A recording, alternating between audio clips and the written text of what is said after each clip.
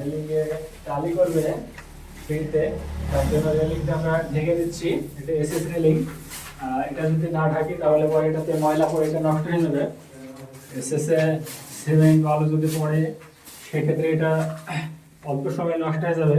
তারপরে সিঁড়িতে যখন টালি করবো আমরা, ড্যাম্পিং যে ধুবো, সেই ড্যাম্পিং যদি এসএসে পড়ে তাহলে সাথে সাথে সে জায়গাটা কালো হয়ে যাবে। এই জন্য আমরা এটা বডি দিয়ে ঢেকে দিচ্ছি। আপনারা বিষয়টা দেখুন, এবং আপনারা যারা যারা বাসাতে এই কাজ করছেন অবশ্যই এভাবে ঢেকে নেবেন। দেখান কিভাবে ঢাকছি আমরা, বিষয়টা একটু দেখা সুন্দর করে কিভাবে ঢাকছি আমরা।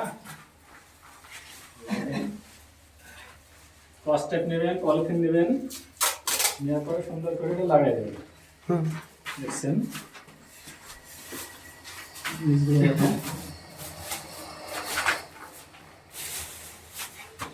প্রথমে আর ফার্স্ট স্টেপ নেবেন সুন্দর করে।